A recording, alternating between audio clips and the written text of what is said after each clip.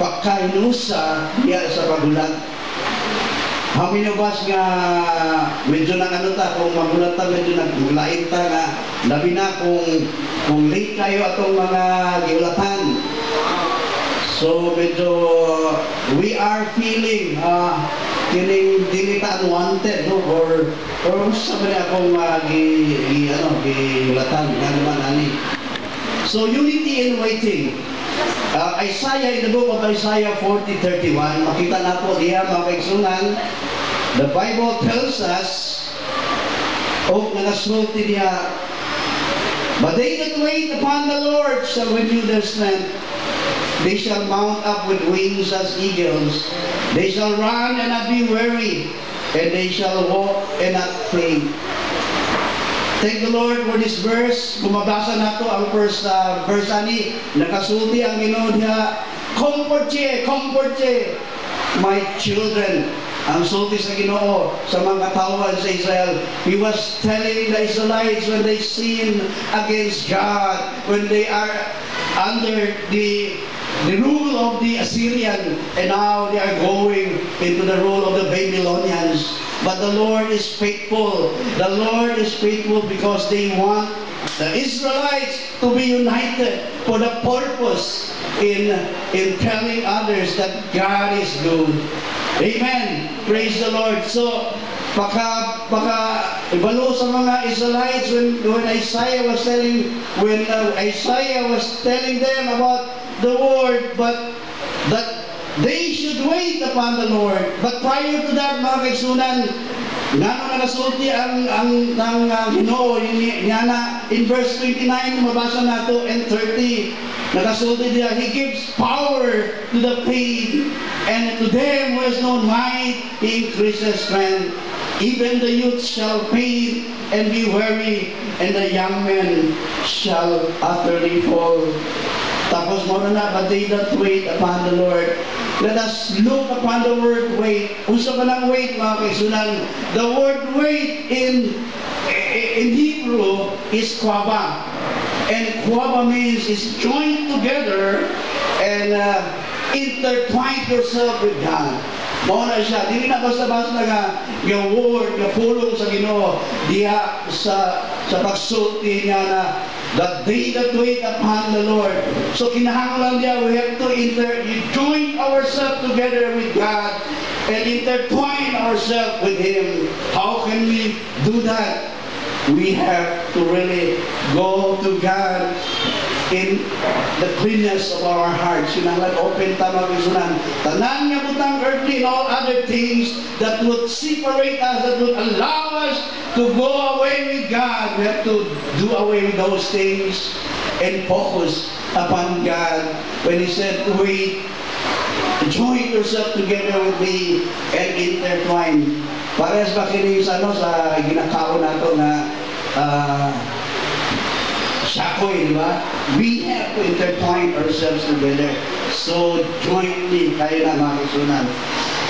And Isaiah during that time, he was one of the prophets who foretold the coming of the Lord Jesus Christ. There was 400 or more than years that God was silent because the sin of Israel, the sin of His people was surmounting. Nangataas ang mga makasasala sa iyang mga katawan, and God was silent.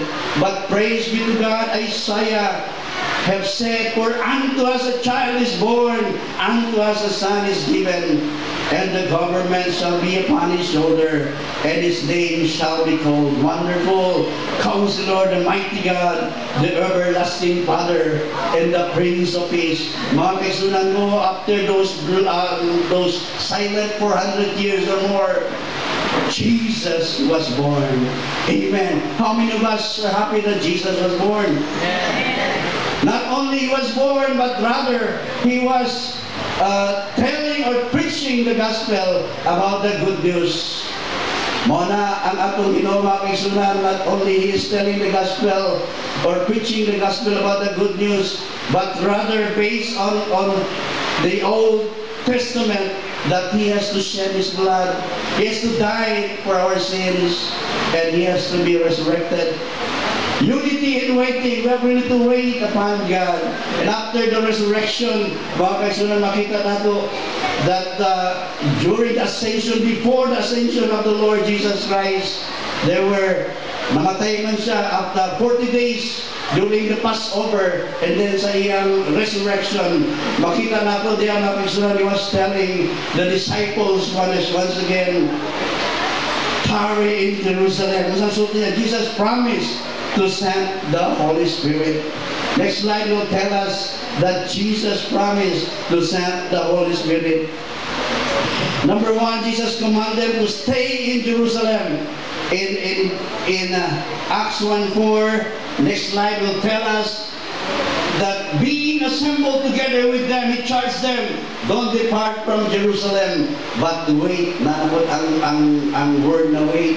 We have again, my disciples, my believers in the Lord Jesus Christ, you have to join yourself together and twist your life together with me. Amen. Praise the Lord. Because the promise of the Father which you have heard is going to be with you. Mga kaisunan ko, we cannot be united unless we have this power that is in us. Ang tao mga dali lang ta makaluya. I believe that during your 20th anniversary, Daganta, and I don't know what things has transpired, but I am here this morning will tell us that God is good and His goodness endures forever. Amen. Praise the Lord. Sa mga pagtabo, we believe that God is calling each one of us. Makita nato mga kaisunan that there were 500 of them who heard the word of God when Jesus was telling them, tarry in Jerusalem. But pila lang ang nakalutay. How many of those who went to the upper room, who went to the temple, there were only 120. So dili na taana mag-alinlangan mga kaisunan that God is calling for faithful servant. God is calling for all of us. Kato kitang nadiri karon, I believe that God is talking to you. You have to do something. Pastor Manny cannot do it on his own. Neither Pastora. We have to do our part. Amen. For John indeed baptized with water, but you will be baptized in the Holy Ghost. We can only be united when the Holy Ghost, when the power of the Holy Ghost will rest upon us. Will rest upon us. Amen. Praise the Lord. Hallelujah. 500, naiuna lang sila. 300. Why?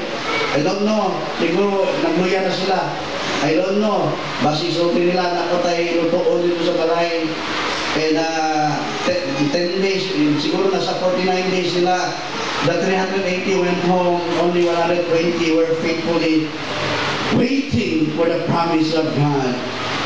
We have to join ourselves together and twist that life that we have with God.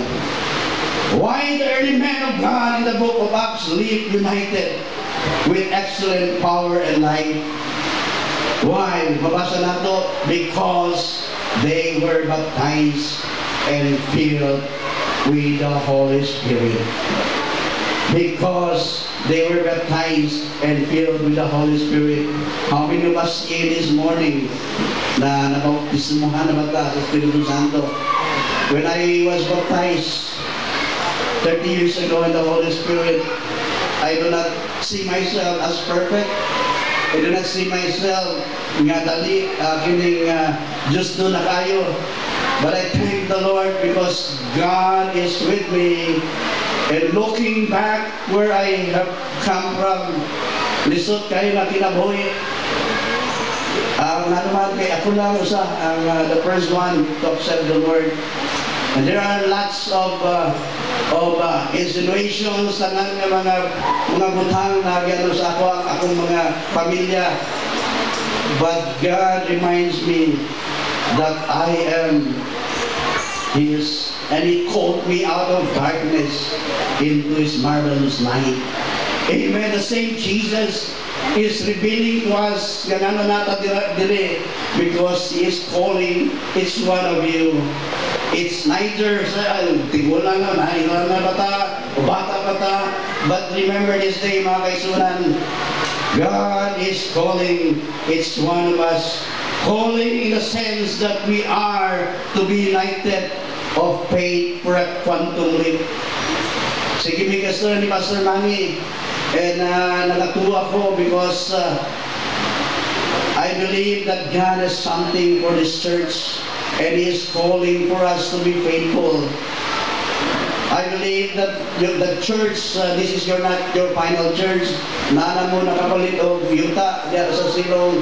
And just this morning, pag naog na ako sa car, I went to see the lot.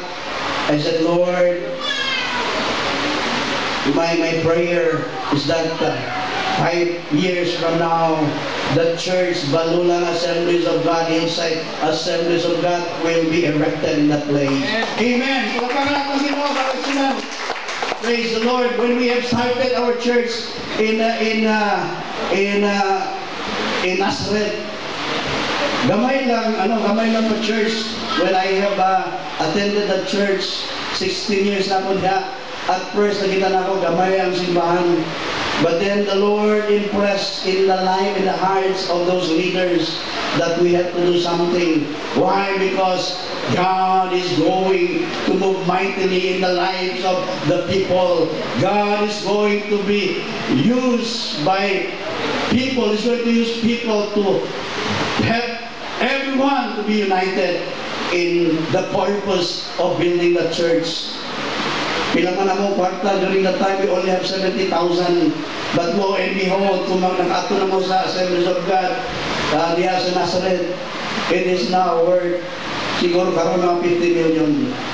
Because God is good and His goodness endures forever. Amen. Palagpangan na ito, mga tiga-husay, Assemblies of God Church. Gusto ba natin makita diya? Gusto ba natin na buhay pa si Pastor Manny, makita na niya iyang vision to have a 10 million building in the church. Amen. Praise the Lord. Let's be united. Only during the time diya sa apostles' time, makita natin that they were so united because they were baptized and filled with the Holy Spirit. Are you searching for the baptism of the Holy Spirit? Make that your search, mga kaisunan, because you will not regret. Because God, through the power of the Holy Spirit, is going to make us strong in our faith. May mutang malikton sa ato ang pagtuya kay Kristo. And by the way, the Holy Spirit is not a spirit. He is a person Himself. Amen. Praise the Lord. Natong kining preacher, African preacher, nag-ato sa simbahan. So niya, the best things in my life, or the things that happen in my life, is that none other but the Holy Spirit. Amen. We have to have the Holy Spirit in us. So I pray, because we are Pentecostals, we have to be endued with power. So something niya, they were baptized with the Holy Spirit. And then Jesus, the Holy Spirit, has sent the Holy Spirit as promised. The next slide will tell us that as He promised, He sent the Holy Spirit. The outpouring of the Holy Spirit in Acts chapter 2. So makita nato ang kinabuhi after the Holy Spirit has been put out from the disciples and apostles, the 120. Makita nato diya mga kaisunan, how they were bold enough in telling others about God, how they are bold enough in joining themselves, how they are bold enough in sharing what they have. Why? Wala nila pag una-una o tungkol sa pamana may tabo, tingali sila lang diya ang gadato niya. No, because God sees each one of us. God sees the heart of His people. Now when the day of Pentecost has come and they were in one place, suddenly there came from the sky a sound like rushing wind, and it filled all the house where they are sitting. Tongues like fire appeared and were distributed to them, and it sat on each one of them. They were all filled with the Holy Spirit and began to speak with other tongues as the Spirit gave them the ability to speak. And then the first preaching of Peter on the day, makita nato, just like Joel, Prophet Joel was telling that in the last days, He's going to pour out Spirit of Lord flesh. Our sons and our daughters will prophesy. Young men will see visions. Your old men will dream dreams. How are we this morning? Makita nato ang kinabuhi ni Peter. Sa una, he was the old Peter na nakasulti na or that denied Christ. Karon makita nato ang kinabuhi ni Peter when he was endued with power. He is strong enough to stand up and telling them about the Lord Jesus Christ, who He is in the life of the believers during the time. And then the response of those who hear the message of Peter, makita nato, when all those people filled with the Holy Spirit, the response nangahatod sila. Kung saan sutin nila sa verse 37, now when they heard this, they were cut to the heart and said to Peter, basa na ang next slide. Why? Because in Acts 1:8 nakasulti niya, but ye shall receive power after that the Holy Spirit is come upon you. They were so bold enough in telling others who Jesus is in our life. Sa atong kinabuhi karon mga kaigsunan, God is telling us to go out. Maunang sulti niya. We don't have to, of course, we are here to fellowship. We are here to do things. We are here to see things about what God has been doing.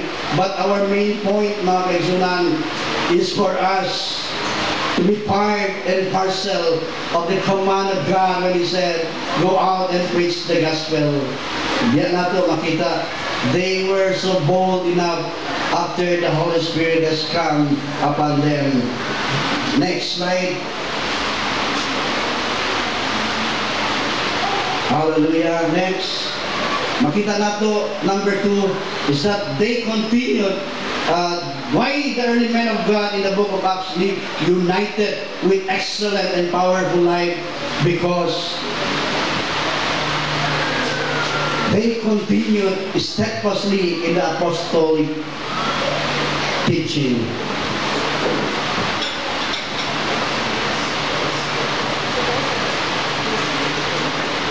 Praise God. Na makita nato ginabuhi sa mga apostles, they are so united. Why? Because they continued steadfastly in the apostolic preaching. In verse 42, nakasulti niya, they continued steadfastly in the apostolic teaching and fellowship, in the breaking of bread and prayer. Amen. So, mga kaigsunan, makita nato that unity comes when the body of Christ will be one. When the broad body of Christ will break bread together and go out and teach the gospel and preach the gospel to people. Kung saan ang apostles teaching, mga kaigsunan, ang apostolic preaching or teaching is that the same that we are doing right now. They go out, tell who Jesus is, that no salvation will come from any other except from the Lord Jesus Christ. And then makita nato when Nicodemus was talking to Jesus, namutahan si Nicodemus, how can I be born again? Kaya nakasulti man si Jesus, you must be born again. So nangunta na si Nicodemus, how can I be born again? Tuti niya, you have to be born again to accept Christ as your Lord and Savior and do the things that God would like us to do. Amen. Praise the Lord. They continue steadfastly in apostolic teaching. A story of one, na isa ka storya bahin sa usa ka disgruntled nga member niya sa simbahan. So tinya sa gi-approach niya ang pastor, so tinya, pastor, dili na ko, gusto na ko mag-resign o gusto na ko mahawa diya sa atong simbahan. Kaya nga naman, nangutan ang pastor, because daghan kayo mga tao diya ka mga gossiper, tanan na may mga sala, tanan makita nato na instead of hearing the word of God, the text lang sila diha. So, nagtanong, Pastor, are you sure nga nakita ni mo bigla? Yes, Pastor. So, dili na ko diya sa simbahan kay dili na perfecto nga simbahan nato. So, muhawa na ko. Samsung itong pastor niya, before ka muhawa, iksoon, I would like to ask you to have this glass of water. Punan niya o tubig ang baso sa babae. So, tinya, okay, while having those glass of water, I want you to roam around 3 times sa inyong simbahan. Be sure nga kanang baso sa tubig, di na mo mahulog. So niya, easy naman yan na, Pastor. So itong babae, Pastor, sige, go ahead. So pagkuha niya sa baso sa tubig, nahinay ka siya. Tanggaw lang siya, kasi mahulog ang tubig ba. So pagkabot niya sa Pastor, o sa mga sister na nakuha na ano na nimo nabuhat na nimo imong assignment, itong gusto diyan lako. Siya, Pastor, so saan mo nakita karon? Nakabay nag-hosted diya sa simbahan? Wala na, Pastor. Nakabay ka-text-text lang diya, gana yung mga chismis lang diya? Wala naman, Pastor. Nga naman, kay ikaw, ang focus nimo diya sa tubig. So our focus, remember mga kaisunan ko, our focus must be on the Lord Jesus Christ. Amen. Kaya kung anang pagtanaw nato, we are going to be the loser. We are going to be the loser. Ang sulti sa Ginoo, looking unto Jesus, who is the author and the finisher of our faith. Wala na mga kaisunan. So they were united of faith, and they have that leap of faith, quantum leap. When you say quantum leap, dili ni basta-basta nga pakto, mga kaigsunan. This is more than the usual faith nga nata. Because number one, makita nato the teaching of unity and fellowship. The teaching of unity and fellowship. Number one, they worship and praise the Lord. During those days, ang hihimo lang nila mga they worship and praise the Lord. Number two, they prayed and building up one another. Dili tearing up one another, kundi they build up one another. I-build na to one another, mga kaigsunan, atong mga kaigsunan. Labi na, we have to uphold those who is leading us, and that is our pastor. They pray. Are we praying for our pastors? Atong mga prayer time, are we including our pastors, our leaders diri sa simbahan? I believe your pastor is doing that, praying for all of us. Thank the Lord, but that this morning we are going to be united through our prayer, through our building up one another. Wala na ipagtanaw sa tao, because God is telling us, you have to look unto me, because I am the author and the finisher of your faith. Number 3, they break bread. So, nagkakaon sila. So, siguro, magkaon na punta, no? So, that's part of being united. Di lang mo istorya na po sa atong tiyan. No? They study the Word. I believe this church has your Bible study. You have your, ang sulit sa ako ni Pastor Manny, na yung mga mga kining mga prayer and fasting.